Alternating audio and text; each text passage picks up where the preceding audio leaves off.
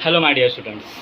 सो मैंने मेरे previous video lecture में आपको रॉड्स लॉ पढ़ाया था। Rods law for volatile component, अगर एक सॉल्यूशन है उसमें दो वोलेटाइल कंपोनेंट है तो उससे ग्राफ कैसे बनेंगे, वो कैसे रिलेटेड है, वो हम लोगों ने राउट लॉ में लिख लिया था। ठीक है, तो बेटा मुझे लगता है आपने वो वीडियो देखा होगा, आपको पसंद आया होगा और उसमें जो भी मैंने लिखा के दिया है या जो भी मैंने बताया है वो आपने नोट्स के स्वरूप में आपके कॉपी में नोट डाउन कर लिया होगा। ठीक है बेटा, चलो आगे बढ़ते हैं।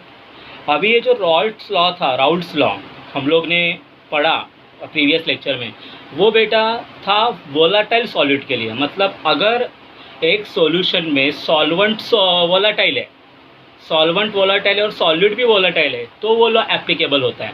ठीक है, लेकिन राउट्स लॉ अगर हम लोग देखें नॉन वोलाटाइल सॉल्यूट रहेगा तो क्या बन सकता है, क्या वो प्रभाव डालेगा, वो हम लोग को देखना है। तो अभी हम लोग पढ़ने वाले हैं rods law for non volatile solute.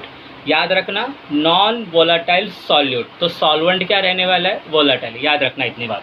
ठीक है, तो चलो Raoult's law for non volatile solute, आज ये देखेंगे हम लोग नॉन वोलाटाइल सॉल्यूट। ठीक है, Raoult's law for non volatile solute.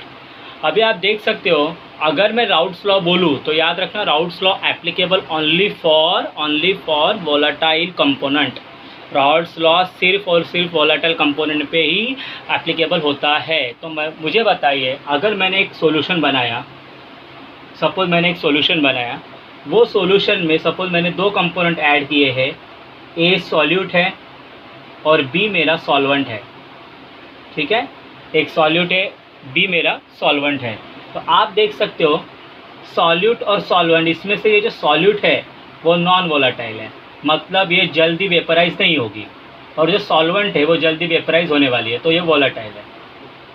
ठीक है, तो सॉल्वेंट की जब भी हम लोग बात करते हैं तो हम लोग 1 ये नंबर यूज़ करते रहते हैं।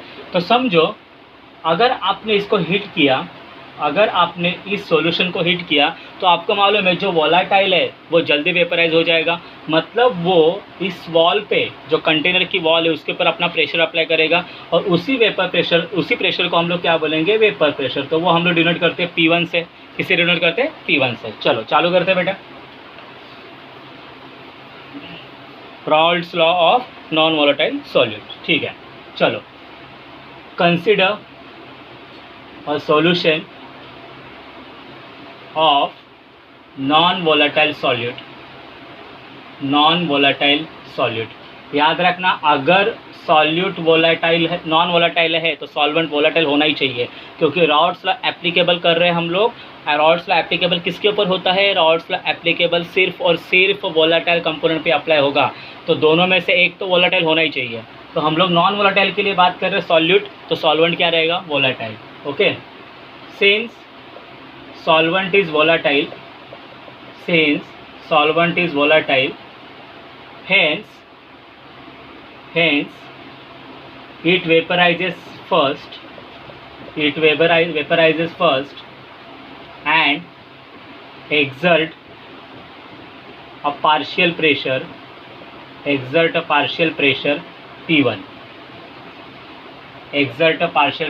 P1। तो अभी मुझे बताइए इतना कि जो भी प्रेशर रहता है, रॉड लॉ के हिसाब से क्या होता है, जो भी पार्शियल प्रेशर रहता है वो किसके इक्वल रहता है, it is equal to vapour pressure of pure component multiply by the mole fraction. आ रहा है समझ में, multiply by the mole fraction. तो समझ लो P1 का जो P1 नॉट है, P1 नॉट ये हम लोग क्या मानेंगे, vapour pressure of pure solvent, vapour pressure of pure solvent. ठीक है, और हम लोग S1 मान के चलते हैं, मोल फ्रैक्शन ऑफ सॉल्वेंट, वही मान के चलेंगे ना बेटा, मोल फ्रैक्शन ऑफ सॉल्वेंट। तो बाय राउल्ट्स लॉ आप क्या बोल सकते हो, राउल्ट्स लॉ ने इन तीनों को कैसे एक दूसरे से जोड़ा था, तो एक दूसरे से ऐसे जोड़ा था कि P1 is equal to P1 not into X1, ऐसे जोड़ा था। This is by what, Raoult's law. तो याद रखो इसमें राउल्ट्स लॉ हम लोग अप्लाई कर रहे हैं only for solvent, not for the solute, because solute is non volatile. और राउल्ट्स लॉ एप्लीकेबल है सिर्फ वोलाटाइल कंपोनेंट के लिए।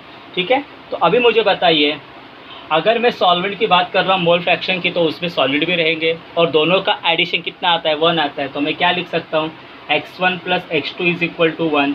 ठीक है बेटा, तो आप देख सकते हो x1 के हिसाब से मैं क्या लिखूँगा, 1 - x2 लिखूँगा। तो ये वैल्यू मैं इधर पुटअप कर रहा हूँ। सो P1 = P1 नॉट 1 - x2। ठीक है, P1 नॉट 1 - x2। चलो मल्टीप्लाई कर लो इसको। सो P1 = P1 not minus P1 not x2। तो आप देख सकते हो ये माइनस में, तो हम लोग इसको इधर लेके जाते हैं और इसको इधर लेके आते हैं। तो अपना क्या बनेगा, देखो P1 not x2 = P1 not minus P1। बेटा आप देख सकते हो, P1 not minus P1। P1 not क्या था, देखो vapour pressure of pure solvent, और P1 क्या था, वेपर प्रेशर ऑफ सॉल्यूशन था, बराबर, vapour pressure of that solvent in a solution, बराबर ऐसा था। मतलब हम लोग यही मान के चल रहे कि वेपर प्रेशर ऑफ सॉल्यूशन। तो आप देख सकते हो इधर जो प्योर सॉल्वेंट का वेपर प्रेशर रहता है हमेशा बड़ा रहता है, मैंने आपको प्रीवियस लेक्चर में बताया। तो बड़े में से छोटा माइनस किया, मतलब इधर बड़ा की कम हुआ, कम होगा ना बेटा। P1 नॉट माइनस P1, ये आंसर बड़ा होता है, ये आंसर छोटा होता है। तो इसको हम लोग क्या बोलते हैं, डेल्टा P बोल देते हैं। क्या बोलते हैं, डेल्टा P। कुछ चेंज आया ना बेटा, माइनस मतलब क्या, कुछ चेंज आया वेपर प्रेशर में, तो इसको हम लोग क्या बोलेंगे, delta P। So P1 not x2। तो इसके हिसाब से मैं ऐसे लिख सकता हूँ क्या, delta P directly proportional to x2। हम लोग ये मान के चलते हैं कि P1 नॉट कांस्टेंट है, ये मान के चलते हैं कि vapour pressure of pure solvent constant है। ओके, कांस्टेंट है। तो ये हम लोग बोल सकते हैं कि delta P directly proportional to x2। Yes sir, आप बोल सकते हो। तो मुझे बताइए डेल्टा P अगर डायरेक्टली प्रोपोर्शनल टू x2 है तो यही रॉड्स लॉ रहेगा किसके लिए, नॉन वोलेटाइल सॉल्यूट के लिए। कैसे बोलोगे आप, इसको बोलते हैं लोअरिंग ऑफ वेपर प्रेशर। क्या बोलते हैं, लोअरिंग ऑफ वेपर प्रेशर। क्योंकि पहले वेपर प्रेशर समझो 100 बार था, उसके बाद ये कम होगा 80 बार। तो कितने से कम हुआ, ये 20 से ना। तो बेटा इसको 20 को क्या बोलेंगे हम लोग, लोअरिंग।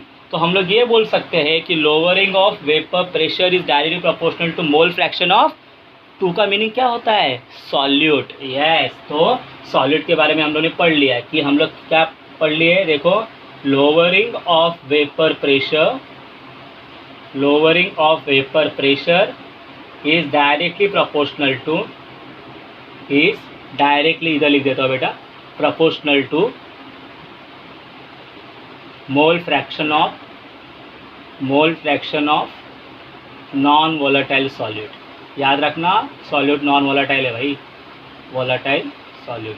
सो याद रखना बेटा, this is the routes law for non volatile solute. तो हम लोग ने दोनों कर लिया, नॉन वोलेटाइल सॉल्यूट के लिए कर दिया, और प्रीवियस लेक्चर में हम लोग ने सॉल्वेंट के लिए, वोलेटाइल सॉल्यूट के लिए भी कर दिया बेटा।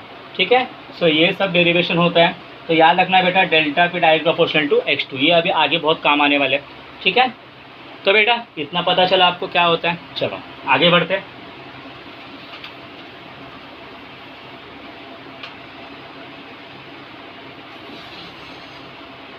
अभी सबसे बड़ी बात इसमें जो होती है, अभी मैंने क्या बोला था मेरे प्रीवियस लेक्चर में कि हमारा जो भी सॉल्यूशन का पार्ट है वो ख़त्म हो गया। ये सॉल्यूशन का पार्ट ख़त्म हो गया था। ये मैं जब देख रहा था, सिलेबस देख रहा था, तो ये मुझे मिला, तो मैंने ये आज पढ़ा दिया आपको। अभी हम लोग चालू करेंगे सॉल्यूशंस का नया part, that is colligative properties. ठीक है, इसको हम लोग क्या बोलेंगे, कोलिगेटिव प्रॉपर्टीज़। याद रखना, कोलिगेटिव प्रॉपर्टीज़। अभी ये होता क्या है देख लेते हैं। What do you mean by colligative properties.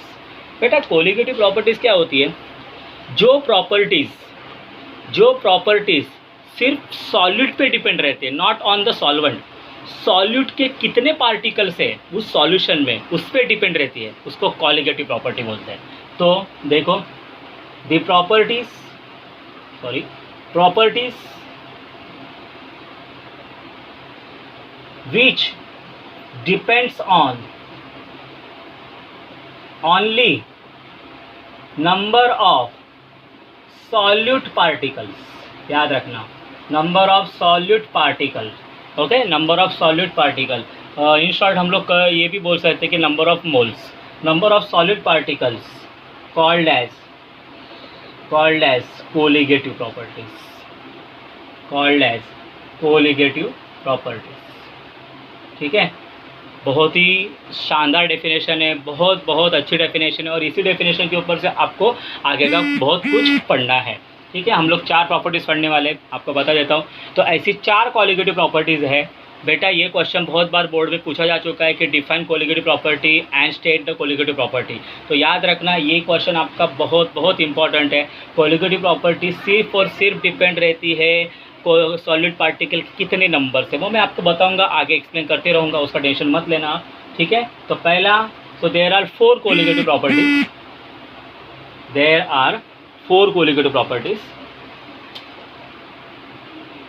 There are 4 colligative properties. 4 colligative properties होती है बेटा। पहला, relative lowering of vapour pressure. Relative lowering of vapour pressure, इसको मैं शॉर्टकट में RLVP भी बोलता हूँ, RLVP। तो आगे जाके मैं अगर RLVP बोला तो याद रखना बेटा, वो relative lowering of vapour pressure है। दूसरा, elevation in boiling point. Elevation in boiling point. तीसरा, डिप्रेशन इन फ्रीजिंग पॉइंट।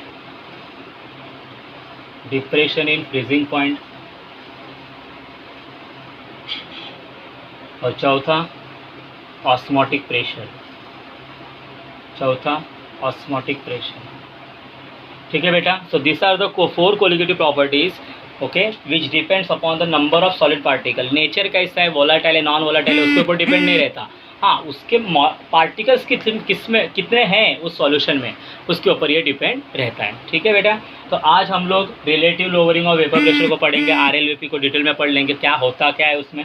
चलो देख लेते हैं, relative lowering of vapour pressure. फिर नेक्स्ट वीडियो लेक्चर में हम लोग ये तीनों कर देंगे और आपका चैप्टर खत्म हो जाएगा। ठीक है, चलो। So colligative property is nothing but what, this is the property which depends upon only on the number of solid particles in the solution. ठीक है, चलो।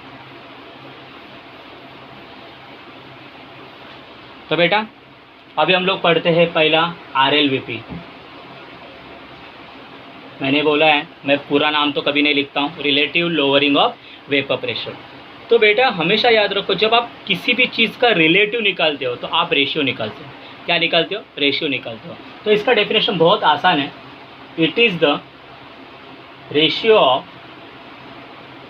Lowering of vapour pressure, lowering of vapour pressure to the vapour pressure of pure component. देखो कितना आसान है, बोलो RLVP क्या होता है? It is the ratio of lowering of vapour pressure to the vapour pressure of pure component. बराबर है। तो अभी हम लोग इस मामले में हम लोग सॉल्वेंट मान के चल अपनी vapour pressure of pure component. तो देखते क्या होता है ये। नॉर्मली आप देखोगे रेशियो है, तो RLVP में कैसे लिखूंगा? RLVP is nothing but it is the ratio, so divide आएगा साइन। ठीक है, किसका लोअरिंग ऑफ वेपर प्रेशर, तो इधर लिख रहा हूँ lowering of vapour pressure, lowering of vapour pressure. और क्या लिखा है? To the vapour pressure of pure component, so vapour pressure of pure component. तो हम लोग इसमें मान के चलने वाले सॉल्वेंट, याद रखना, vapour pressure of pure component. तो मुझे बताइए, लोअरिंग ऑफ वेपर प्रेशर मैंने अभी पढ़ा है आपको। लोअरिंग ऑफ वेपर प्रेशर मतलब क्या? पहले 100 बार था, उसके बाद वो 80 बार हो गया। कितने से लोअर हुआ? 20 से लोअर हुआ।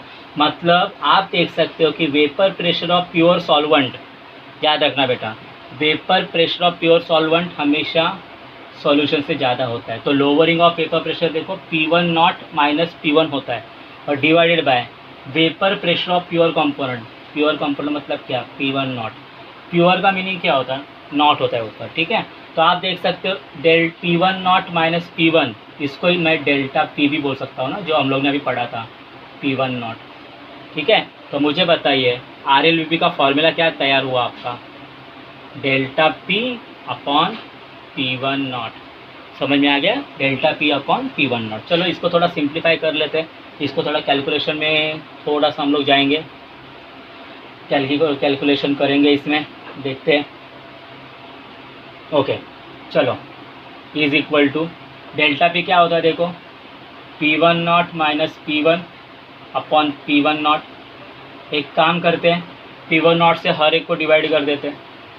सो P1 not upon P1 not minus P1 upon P1 not बराबर है। P1 नॉट से P1 नॉट कैंसिल, तो बचेगा कितना, 1 बचेगा। तो मेरा जो भी आंसर आएगा वो ऐसा आएगा,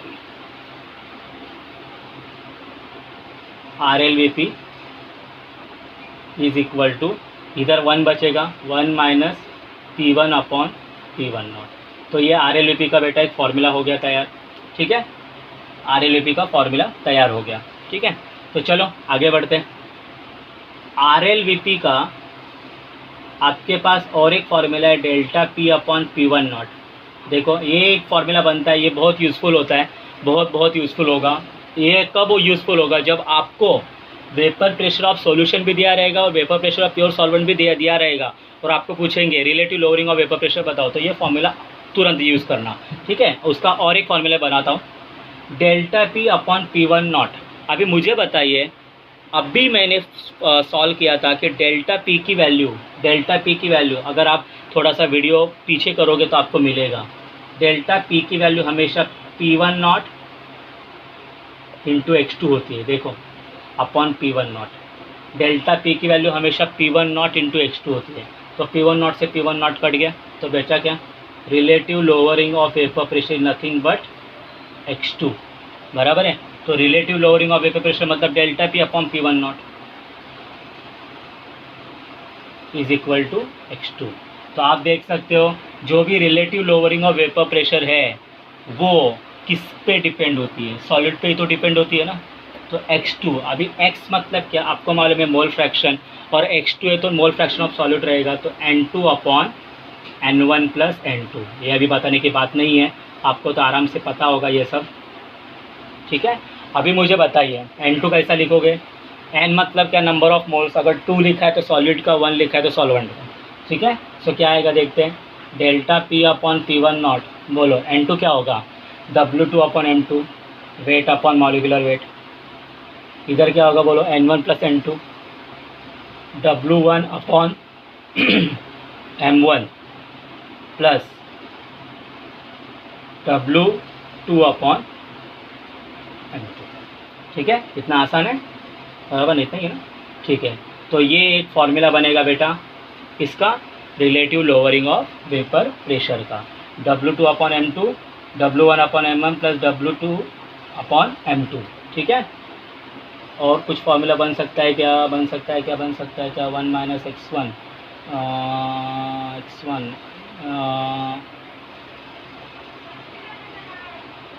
बन सकता है शायद,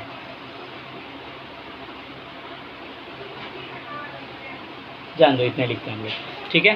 तो बेटा relative lowering of vapour pressure का आपको ये फॉर्मूला भी आप बना सकते हो, ठीक है। तो और एक फॉर्मूला इसमें बनेगा, देखो बनता है कि नहीं, देखते हैं हम लोग।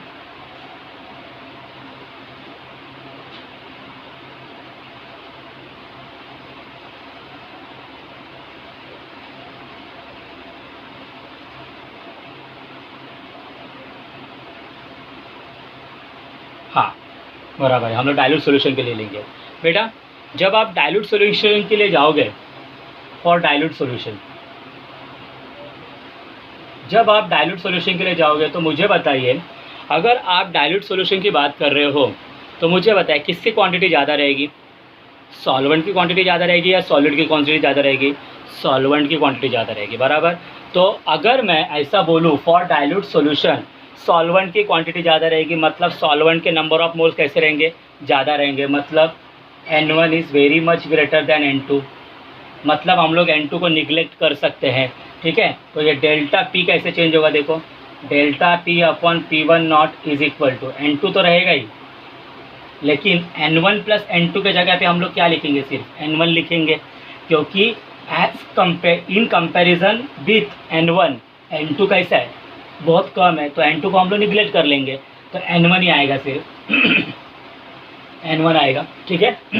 चलो फॉर्मूला बना। अभी देखो हम लोग ने N2 का फॉर्मूला लिखा था W2 अपॉन M2, और N1 का फॉर्मूला W1/M1, तो क्या फॉर्मूला तैयार होगा, W2/M2 इंटू ये ऊपर जाएगा दैट इज़ M1/W1। तो बेटा relative lowering vapour pressure, relative lowering of vapour pressure का ये भी फॉर्मूला एक बनता है, लेकिन ये फॉर्मूला एप्लीकेबल कब है, फॉर डाइल्यूट सॉल्यूशंस। हमेशा याद रखो, नॉर्मली हम लोग यही फॉर्मूला यूज़ करने वाले, यही फॉर्मूला यूज़ करेंगे, ओके। लेकिन कैसा है, आप जब जेई नीट पढ़ते हो तो तुम लोग को थोड़ा सा डिप में जाना पड़ता है, तो बेटा ये सब उधर यूज़ होता है, ठीक है। तो हम लोग ने देखा RLVP के, मैं आपको 3 फॉर्मूले बना के दिखाया। RLVP 1 - P1/P1 ये तो डायरेक्ट फॉर्मूला यूज़ करने का। उसके बाद ΔP/P1 ये फॉर्मूला यूज़ कर सकते हो, लेकिन अगर डाइल्यूट सॉल्यूशन लिखा है, लेकिन RLVP याद रखो, relative lowering of vapour pressure, अगर हम लोग बोलेंगे तो डाइल्यूट सॉल्यूशन के बारे में ही बात करते हैं हम लोग। सो अगर उधर कुछ लिखा नहीं रहेगा, डाइल्यूट नहीं लिखा है, तो आप समझ लेना वो डाइल्यूट है उधर। तो for dilute solution number of moles of solvent हमेशा सॉल्यूट से ज़्यादा रहेंगे। तो एज़ कम्पेयर टू N1 हम लोग क्या करेंगे, निगलेक्ट कर लेंगे। तो N1 + N2 में N2 तो आएगा ही नहीं ना, तो N1 ही आएगा सिर्फ, ठीक है। और उसके बाद हम लोग ने ये फॉर्मूला बना लिया। तो बेटा this all about what, RLVP, क्या this all about what, RLVP।